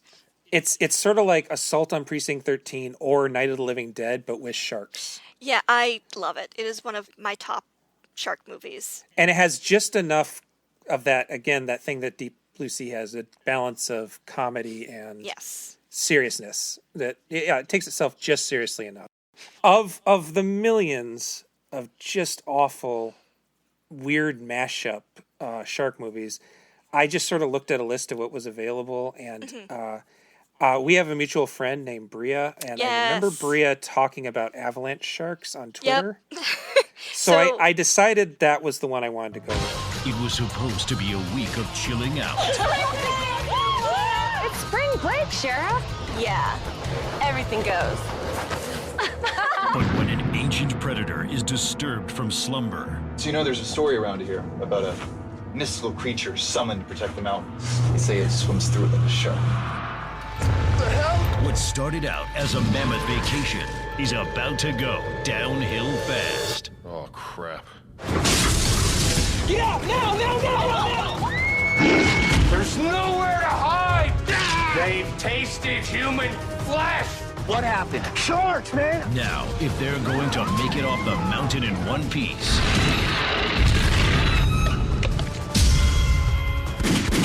They swim through the snow like other sharks move through water. They'll have to fight back or become shark bait. Get inside! Come on, right here! Snow's gonna run red with your blood. In the coolest action horror adventure that will have you scared stiff. It's time to claim your prize. Avalanche Sharks. Snow bunnies. Better watch out. Basically, I decided a while back if I'm going to watch these shark movies, I want other people to watch them with me. So I have what we call bad shark movie nights. And basically I choose 2 or 3 shark movies like over the course of a Saturday, and people can pop in and out. And we have watched, among the many classics, we've watched Avalanche Sharks, Psycho Shark, and basically it's just a good way to get together with friends and MST3K your way through a shark movie. And Bria live tweets. Wow. Yeah. And it's almost the only tweeting she ever does. So I follow her on Twitter, and then there'll be like one Saturday every couple months where suddenly my whole wall will be covered with tweets about bad sharks. Yep, she captures the absolute spirit of a bad shark movie night, of a bad shark movie night. And so a lot of these movies, I'm like, if I'm gonna watch it, who wants to watch it with me? Right. And this one, Avalanche Sharks, I was trying to look for one that wasn't going to be boring because I honestly couldn't remember which ones I had seen, but for the most part, they end up being kind of boring when they're really bad. Yeah, agreed. Because they just don't have enough stuff. They'll have the money to have a couple things happen, and then they'll have to fill the other hour and a half of the movie. Yep. So the Syfy ones are really good at that. Yeah, and then they have commercial breaks on top of that. Jesus. Yep. But this one, it had a funny enough concept, and it held my attention. It was enjoyable as far as these things go. I liked it more than I liked Sharknado, which is the one everybody was so excited about. It doesn't have the budget of Sharknado, which is really saying something. True. Apparently, it was designed as a sequel to Sand Sharks. I've not seen that one. But they're both directed by Scott Wheeler. Mm-hmm. But I guess sometime during production, it stopped being a sequel. And I believe this one was made specifically for Syfy Network. I'll believe it. Part of the reason I think that is because it has no nudity or curse words. No, it doesn't. It has a lot of almost nudity, but no actual nudity. And so, yeah, I don't know. Maybe these days Syfy Network has nudity, but I don't think they did in 2014. And I think the big problem here is that it's supposed to be funny. And a lot of the times when these movies are trying to be funny, they just sort of come off as kind of glib and annoying. Yes. But there were some actual funny moments in this one, so it worked. For instance, early on in the movie, there's a couple that's breaking up. Yes. Yes, the love guy, as I called him. Yeah, and she gets attacked by one of these sharks, and he just runs away. And she, as she's being eaten, says, "Typical." I thought that was a good line. I liked that one. Yeah, so basically, I really thought that they did the camp very well. Yeah. I mean, there were still people that I was like, oh, can't you just eat them? That'd be great. Yeah. Like the main character, Wade, who's looking for his brother, and I'm a former Marine, and I'm just so awesome. I was like, can they eat you now? Well, yeah, and he has this sort of underlying thing that maybe he is a domestic abuser. Okay, I am not the only one that picked up on that. Okay, yeah, good. So I was like, are we supposed to hate him or like him? And then at one point he does accidentally hit his wife in a rage. Yes. And so, so I was like, yeah, no, though. So we are supposed to hate him, but then no, I guess not. It was very strange. Yeah, he tells his girlfriend or wife to shut up. He elbows her in the nose accidentally, quote unquote, I'm doing air quotes, as he's trying to rough up the ski lift person so that they will stop the ski lift and stop taking people up the mountain. And then he yells at her while she's scared and cowering under a table. I'm like, you are awful. How are you the hero? Can you please die? Earlier in the movie, when he's introduced, he's basically bullying her into going and working out with him and stuff. It's just... Yeah. No, I have to admit, the only reason I can remember who he was is because he's wearing the same hat most of the movie. True. I had a lot of trouble telling people apart in this movie. There's a lot of blonde ladies who look very much alike. And yeah, there's a lot of pretty forgettable faces, to be honest. And they're introduced wearing summer clothes, and then they end up wearing ski outfits, and they honestly look like different people to me without their everything exposed. I should start by saying this movie begins 3 times. The weirdest thing about this movie, I just assumed they didn't have enough footage, so they had to keep making stuff up. So it starts with a sort of flash forward montage, which is like a old horror slasher movie thing, really, where you show everybody, this is what you're going to see at the end of this movie, and then cut back to. So that's already one framing device that's never picked up on. Then we cut back to a guy in a hospital telling the story of the sharks, or to a nurse who's not really a nurse, but his hallucination of a sexy nurse. So for all we know, he made this whole thing up at this point. Oh my God. Or that I thought the whole time they were going to reveal that he was in purgatory or something. Why else would there be a ghost sexy nurse? But But so you're like, okay, now they have another framing device, but then they cold open on two stoners, and the cold open, for anybody who doesn't know, is like the beginning of a James Bond movie where they just throw you into the action. Yeah.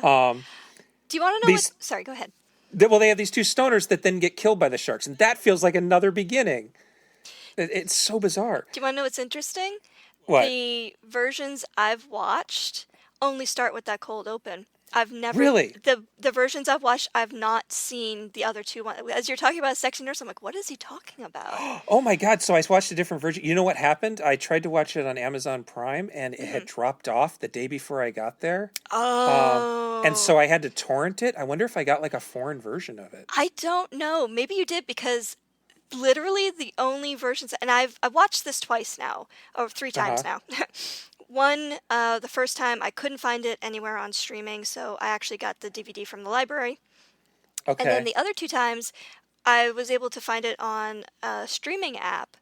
But the only time when I've watched it, it's only started with that cold open with the stoners. I've never seen the other 2 beginnings you're talking about. Oh my God! Oh, I'll have to find a way to send you this file then. Yeah. It begins like that. It has this whole thing with this sexy nurse. And he's like, oh, you're a weird nurse. And she's like, I'm not a real nurse. I'm in your imagination.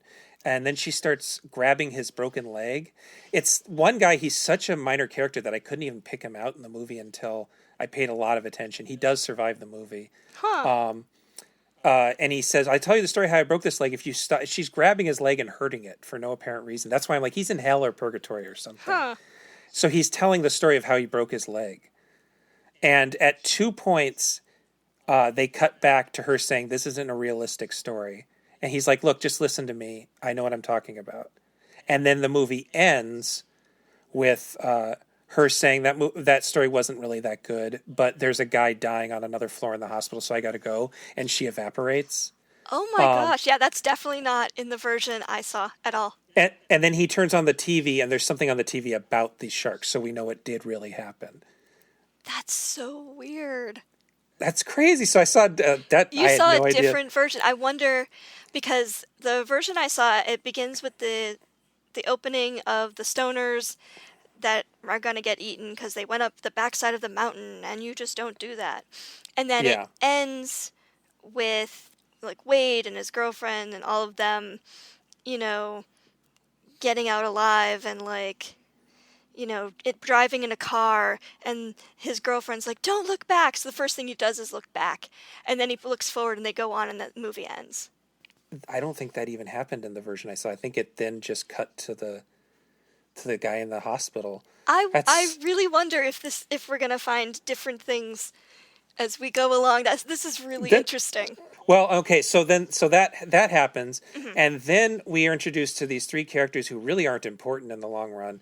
Who are 2 girls and a guy, and the guy is kind of a control freak, and he has this story he wants to tell them, and so he tells a story that's sort of like an imaginary, we know these sharks exist because we saw the opening sequence. Yep. But he tells a story about how there's these space sharks.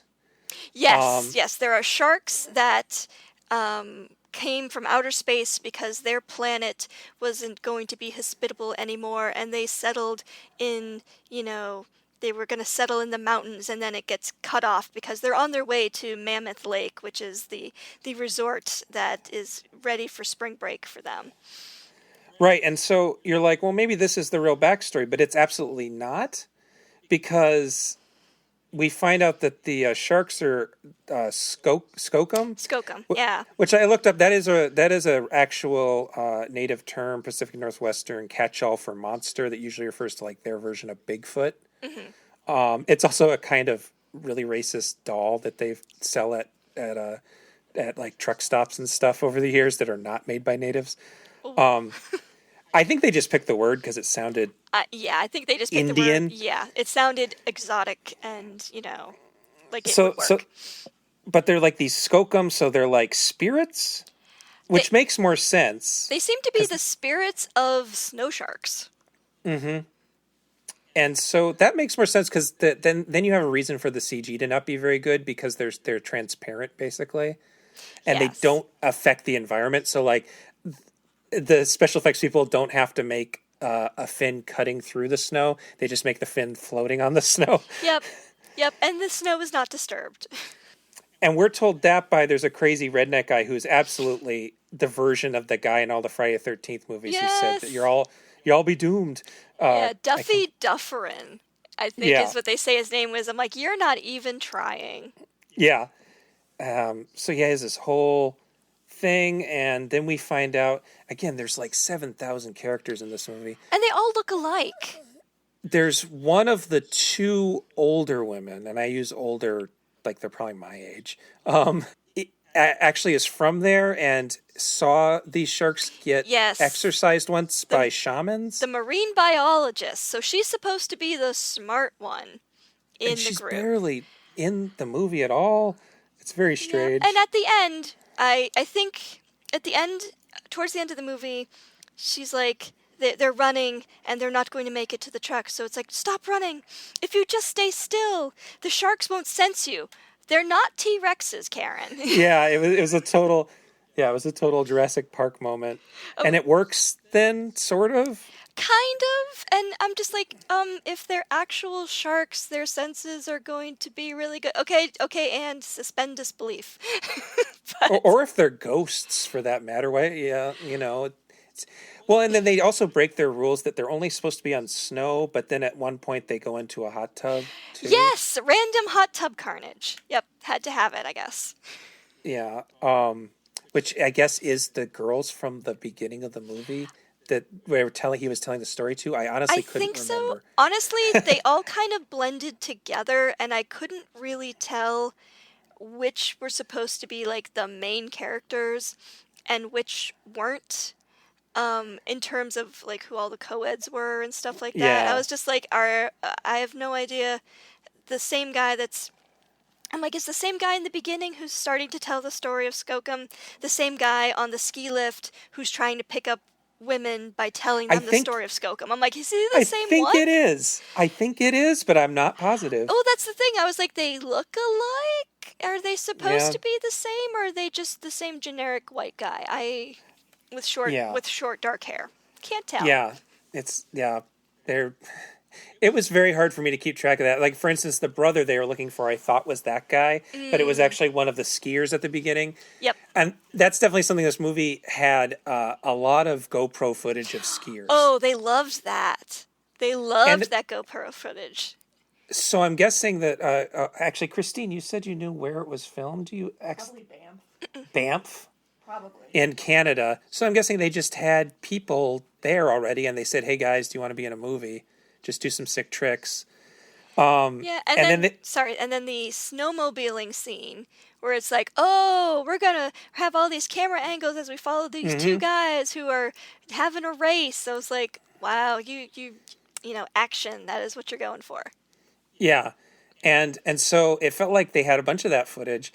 And then they had a friend who had a basic computer program that could make a shark. Yeah. And then they had a permit to shoot at the ski location. And then they also had another friend who had like a basic gore effect kit, like a prosthetic effect kit. Because this one is pretty bloody. It is. It is pretty bloody. There's lots of spewing blood at different points.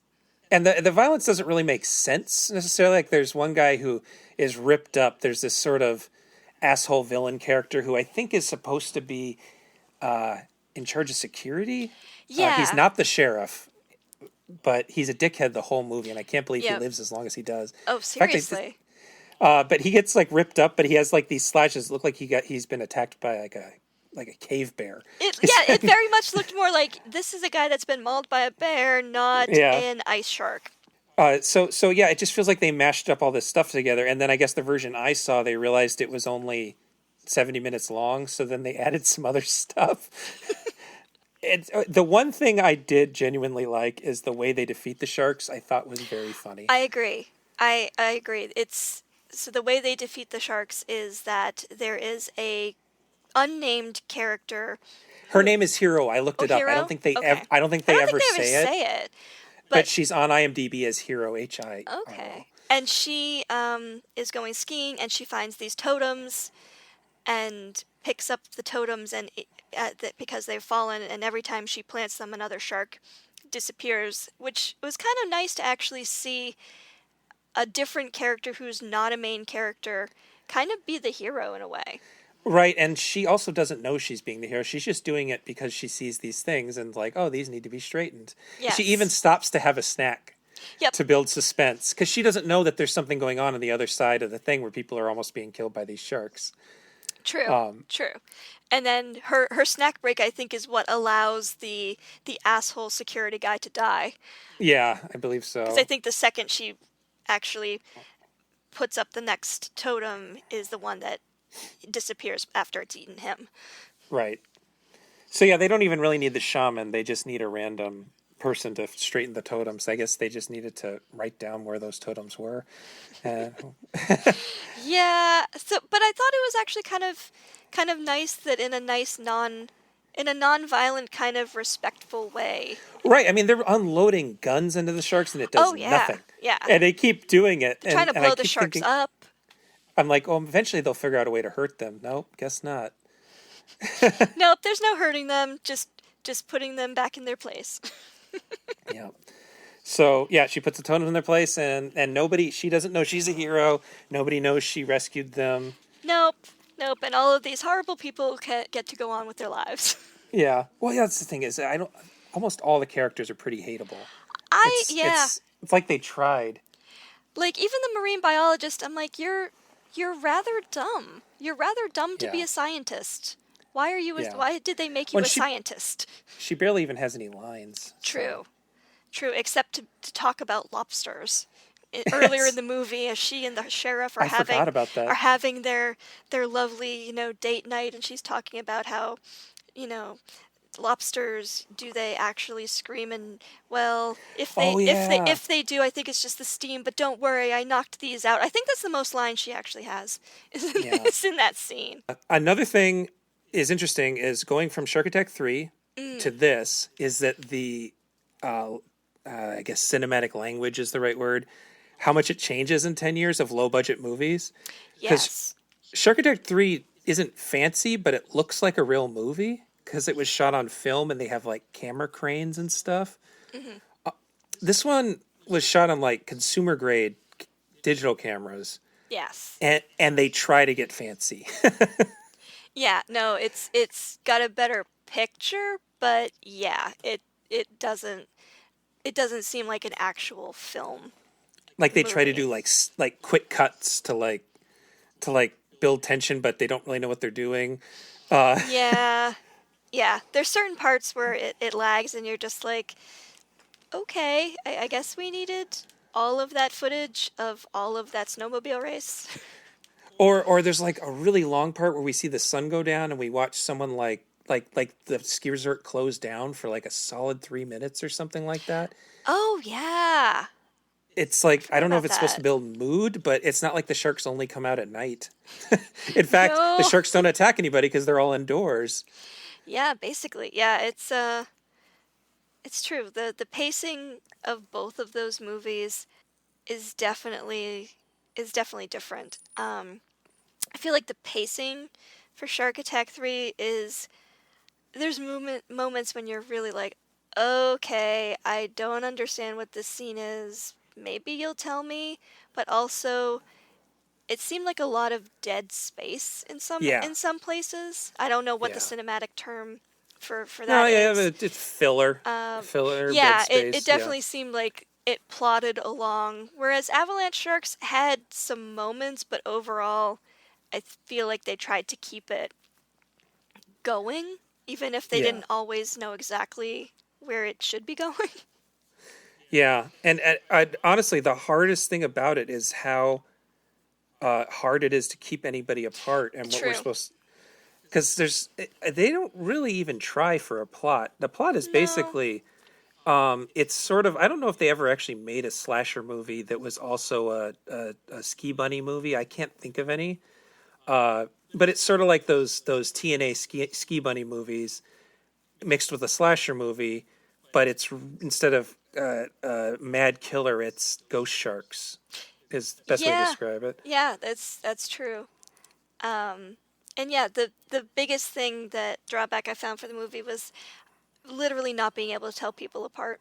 Mm-hmm. And I'm glad that we everybody both... looks the same, and everybody has that same kind of like generic look to them. Right. It was released in 2014, but everybody looks like they're like from 2008. Oh, yeah, easy. They really can't decide who the main character is because I think that it's supposed to be the marine biologist, but she's barely in it. Or maybe it's supposed to be her husband, the sheriff, but then he dies really unceremoniously. Yeah, I really thought it was going to be the sheriff, and then, most of the movie, he's not even in it. And the army guy dies, but then doesn't die. There's a part where you think he's dead, and then he just pops up and goes, "I'm okay." Yes, my arm isn't working, and I've got a slash, but it's okay. I'm okay. I'm a Marine. Yeah. Oh dear God. It was like they had they thought he was cut for the day, and then they're like, "Oh, we have him for another day. I guess he survived." And the fact that he becomes kind of the main character and the main hero is he doesn't start off with he starts off with being like, yes, the reprehensible guy, and also I'm a Marine. He says that multiple times throughout the movie. Yeah. And then towards the end, he's like, I'm a Marine. I've got this. And we're like, yes, we get it. You're a Marine. Awesome. I guess that signals you're supposed to be the hero. Can you please get eaten now? And unfortunately, he does not. No, he survives. He does survive. Alas. Alas. Alas. I guess the other thing is my version ended with the very last scene was the Mars rover. What? Did yours end? No, so that wasn't on yours either.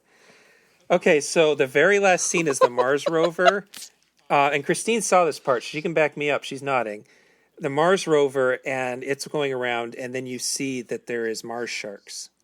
And that's like the that would have been so much cooler if I'd seen that. Good Lord. I'm looking on IMDb right now. There's nothing about there being different versions. That's just so crazy. I wonder if I somehow watched a TV version, maybe? Maybe the Syfy version is shorter than the that's just international version. Weird. Because that's multiple scenes that were in what you watched and not in what I watched at all. That's funny. Yeah, so I guess then that ending implies that the space shark thing, that the story that Guy made up was true. So I don't know if they're space sharks and they're super ancient and that ancient northwestern Indians figured out a way to stop them. That's so odd. It sounds like a cooler ending, though. I would have taken that ending any day. Yeah, I'll have to find a way to get this version to you because I'm looking right now and there's nothing about different lengths or anything. That's so odd. I swear. And in both the DVD version that I watched and the streaming version I watched, none of those scenes were in there at all.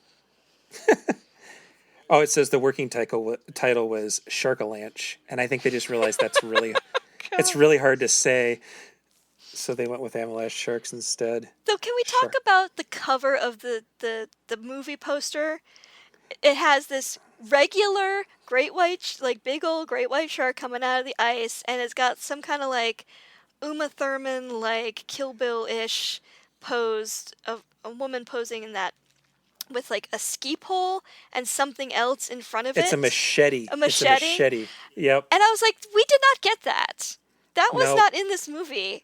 She's like defiantly staring down the shark with a machete and a ski pole.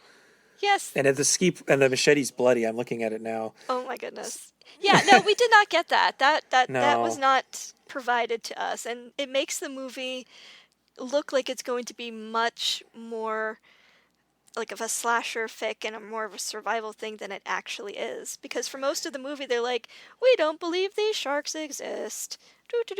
Oh, guy with the random snowblower, you're dead. And then the IMDb description is Avalanche Sharks tells the story of a bikini contest that turns into a horrifying affair when it is hit by a shark avalanche. What? There's no bikini contest. No, they talk about it. They say, oh, there's going to be a bikini contest happening. We never see the bikini contest. I wonder if they forgot to film the bikini contest, if they only had the actresses for a certain number of days.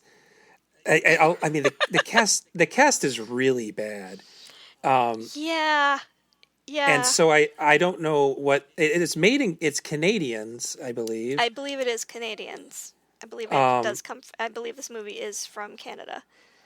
So I don't know if they went to like a modeling agency because they knew they were going to use a lot of bikini shots and didn't really ask about acting abilities or something. That would not surprise me, given what we get. Yeah. So, but you know, it was sort of entertaining. Oh, at least the version I saw was short and just a good campy fun time and kind of a good palate cleanser after having watched Shark Attack 3. Yeah, it has more going on. It's probably Jaws 3D is my favorite of these three movies just because it's that mix of being a real movie and also totally inept. Yes. But this one was definitely amusing to watch, and I am fascinated that we accidentally ended up seeing different versions of the same movie. Yes, I'm very much hoping that you can send me a version of the one you saw because it sounds like much more of a trip.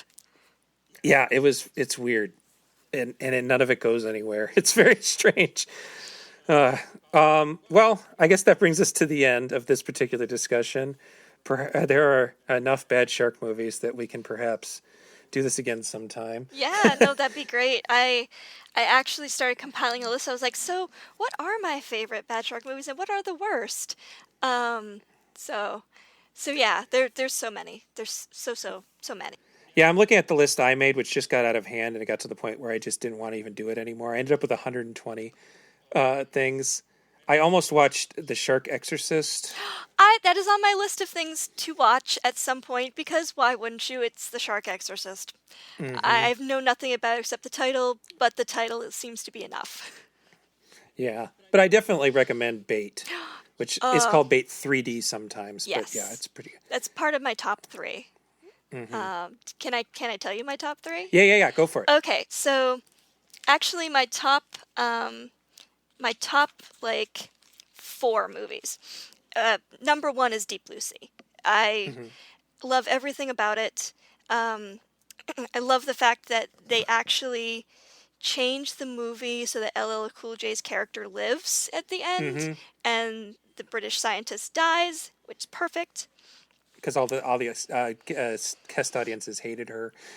Yeah, and I mean, she's not as shark scientists go. She's not horrible, but she's no her fault. Yes, ultimately. And she's no LL Cool J. No. Bait is definitely like number 2. I have that on DVD. I will just put it in just to watch it, just for fun. The Shallows is number 3. It's got some of the best shark movement I've ever seen in a movie. And when I looked at the extras on the DVD, basically the director spent so much time and effort and money in getting the engineers who were making the shark to really kind of like work on making it as realistic as possible. So, and I know shark movement might seem like an odd thing, but there's some movies where you're like, oh, that is so not a shark. They're either too stiff or they're not stiff enough. They look like snakes.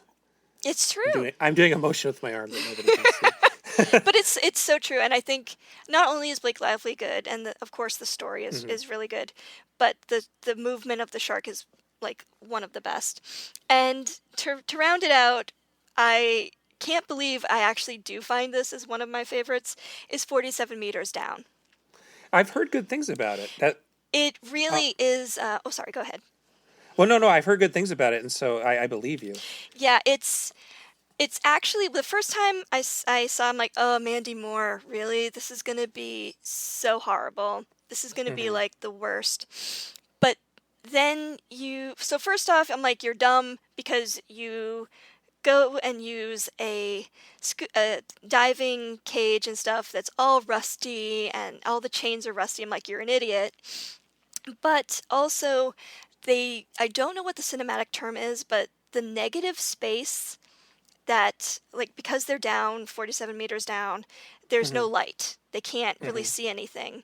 So as they're attempting to survive, and they're attempting to get out of the cage, and they're attempting to that they're in, and they're attempting to, like, figure out where to go, all of a sudden, out of nowhere, a shark appears. So their use of negative space really just adds to the suspense, and what could have been a really campy, stupid movie actually is really thought out and really kind of well done.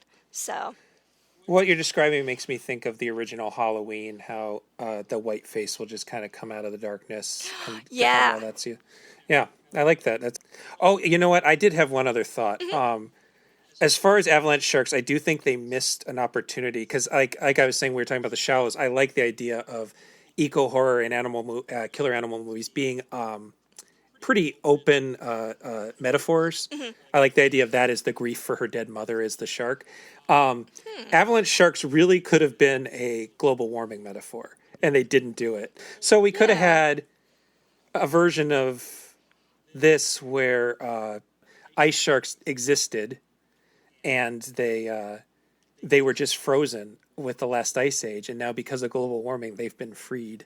That just seemed like a logical, fun way to do it. Yeah, I was kind of surprised when I went to watch it the first time that's not what happened. I really was expecting that there's sharks in the ice. There's going to be some kind of global warming allegory or something like that, or you humans have brought this on yourself because you took away the ice shark's habitat. Right. And that didn't happen. There's another movie called Ice Sharks, and then one called Snow Sharks, and I'm wondering... I've watched Ice Sharks. If you're into at least 10 minutes of somebody riding on a snowmobile, because I think that's where they put all their budget money, that is your movie. Well, it's on the poster. Oh, it's bad. I mean, they have scientists in there that are supposed to be scientists that are just the dumbest, and it's Greenland sharks, and Greenland sharks hurt no one. Well, is it at least the idea that they've come out of melting? It is actually. Okay. It's the idea is that they have been brought and awakened because the scientists have been drilling for oil in the Arctic. I give it points just because I like that idea, even though it's not that clever or original. I'm a fan of that idea, so I'll give it points for that. Yeah, like I think they blew up a bunch of ice that the sharks were in order to be able to drill, and so that's why the sharks wake up and are hungry. Yeah. Okay. Well, then I guess the only other one I wanted to ask about is, have you ever seen Santa Jaws? What? No. Is this There's a thing? Movie from 2018 directed by someone named Misty Talley, and the description is, trying to survive a family Christmas, Cody makes a wish to be alone, which ends up backfiring when a shark manifests and kills his entire family. What? And I was like, this must be a short. And I looked, no, it's 86 minutes long. It's a feature-length movie. I've never heard of that, and now I am going to have to see if I can find it. That is ridiculous, and yet Santa awesome. Jaws. Santa Jaws. Wow. Yeah, it's not streaming anywhere, so I don't know where to find it, but it exists. Well, so what I do for a living, actually, my job in the library is interlibrary loan. So if a library has it, you might be able to go to your local library and be like, hi, I want to order this thing. And your librarian should be able to help you. If it exists. I'm not saying it exists. If it exists. If it exists, and if a library has it, they might be able to get it for you. Yeah. It's gotta be somewhere in you the would ether. think. You would think. So. Yeah. So that's going to do it for me. Do you have any other last words about sharks for the time being? Basically that however bad the shark movies are, I always think it's really good to remember that sharks are never bad, or not usually bad. And also, I am that person sitting there at my TV going, no, only a bull shark can really go into fresh water. This is horrible. So yeah, I guess the main point is bad shark movies exist, but bad sharks do not. Yeah, I like it. That's a great place to go out on. You can find me on Twitter at Gabe M as in Matthew Powers. You can check out the Genre Grinder Twitter at Genre Grinder, the Genre Grinder Facebook, or you can go to genregrinder.com, where I have been compiling lists of B movies, exploitation movies, cult films that I was able to find on streaming services for all you good people that are self-isolating for the sake of people like me who do not have working immune systems. So thank you to everybody for doing that. And I hopefully will give you some ideas of things to watch. I might have to make one about shark movies because, oh my God, there's a million There on are Amazon. so many of them. Amazon so Prime many. alone. Oh, easy. Yeah. Yeah, So. I'm very much looking forward to trying to see if I can rewatch one called Ghost Shark, which is basically about a great white shark that gets killed and its ghost comes back and it can use any form of water to attack people. Oh, you see, that's like it's like a Freddy Krueger shark almost. Yes, and there is a water cooler scene that's pretty freaking awesome. Awesome. Okay, cool. Well, I'll look for that one too then. Maybe we can talk about that one next time. Yeah. All right. Well, thank you very much, and everybody have a good night.